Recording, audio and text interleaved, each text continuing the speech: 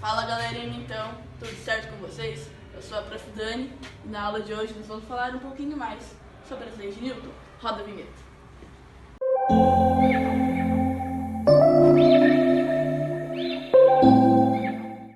Tá, para começar a falar sobre ele, sobre as leis dele, vamos falar um pouquinho mais sobre a biografia dele.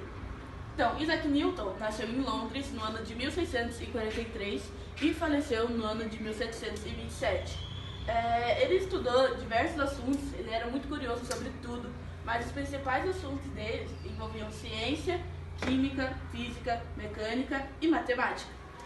Esse carinha aqui, de filósofo dele, também não é à toa, porque ele adorava pesquisar sobre questões filosóficas, religiosas e teológicas.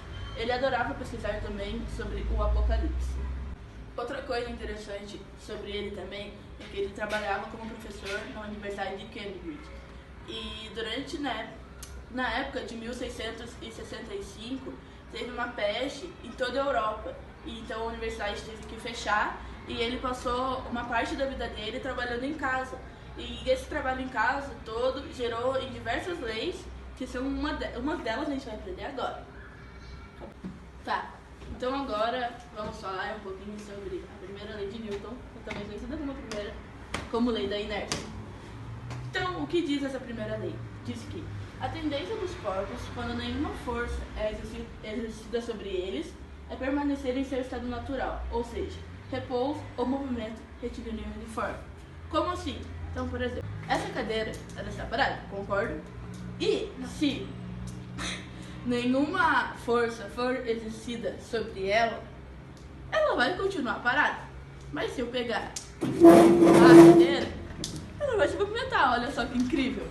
Então, assim, se o corpo está parado e nenhuma força for exercida sobre ele, ele vai continuar parado.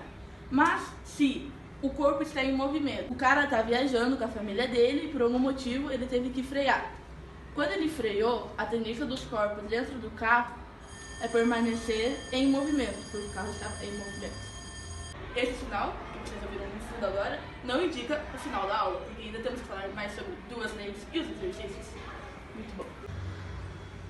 Tá, então agora, vou falar um pouquinho sobre a segunda lei de Newton, ou princípio fundamental da dinâmica. Essa lei diz que o produto da massa de um corpo, por sua aceleração, corresponde à força resultante que atua sobre esse corpo. Então, para a gente ter uma força atuando sobre algum objeto que esteja parado, a gente precisa de um produto e de uma aceleração. Tá, mas tem aceleração, tem velocidade. Acontece que assim, a velocidade nem sempre vai estar atuando na mesma direção em que o corpo está se movimentando. Se o corpo estiver se movimentando e a velocidade estiver aumentando, esses sim terão os mesmos sentidos. Porém, se a força estiver aumentando e a velocidade diminuindo, eles terão sentidos opostos. Tá, agora vamos falar então sobre a última lei de Newton da aula de hoje, que é a famosa lei tudo que vai e volta, ou ação e reação. A lei diz então que quando um objeto A exerce uma força sobre um outro objeto B, este outro objeto B vai exercer uma força de mesma intensidade e direção, porém de sentido contrário sobre o objeto A. É esse princípio que as naves espaciais utilizam para se movimentar no espaço, que a partir do momento em que elas ejetam um gás, esse gás vai fazer com que essa nave se movimente para frente.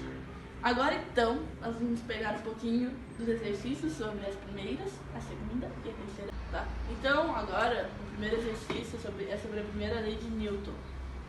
Então, a questão diz assim: de acordo com a primeira lei de Newton, letra A, um corpo tende a permanecer em repouso ou em movimento retilíneo uniforme quando a resultante das forças que atuam sobre ele é nula.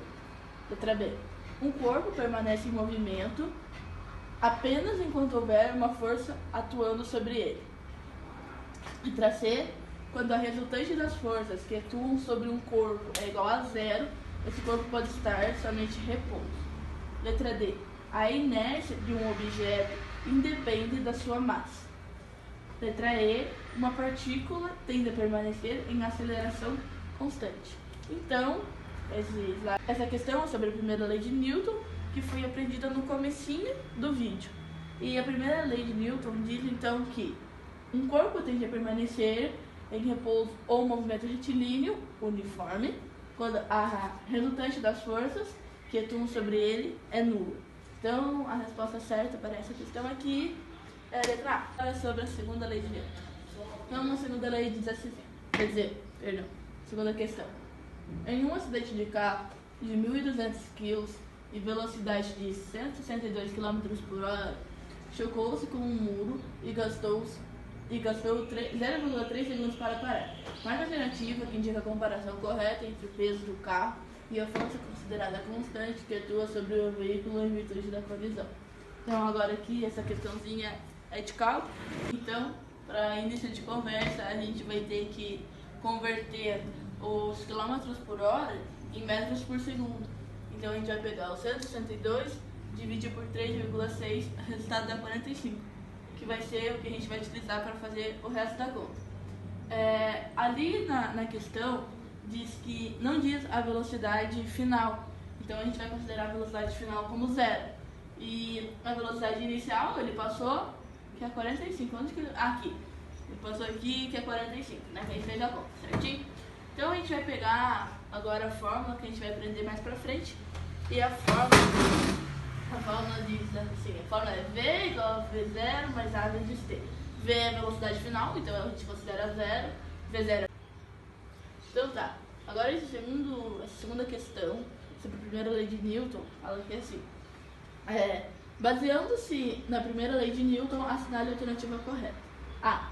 Se estivermos dentro de um ônibus e deixarmos um objeto cair, esse objeto fará uma trajetória retilínea em relação ao solo, pois o movimento do ônibus não afeta o movimento de objetos em seu interior. Então, a A está errada, porque o objeto ele vai fazer uma trajetória retilínea em relação ao ônibus, não em relação ao solo. A letra B diz que, quando usamos o cinto de segurança dentro de um carro, estamos impedindo que, na ocorrência de uma freagem, sejamos arremessados para fora do carro, em virtude da tendência de permanecermos em movimento. Então, essa aqui seria, no caso, a correta, porque é igualzinho o exemplo que eu dei no vídeo. Mas por que as outras estão erradas? Vamos ler assim, então. Quanto maior a massa de um corpo, mais fácil vai ser alterar a sua velocidade.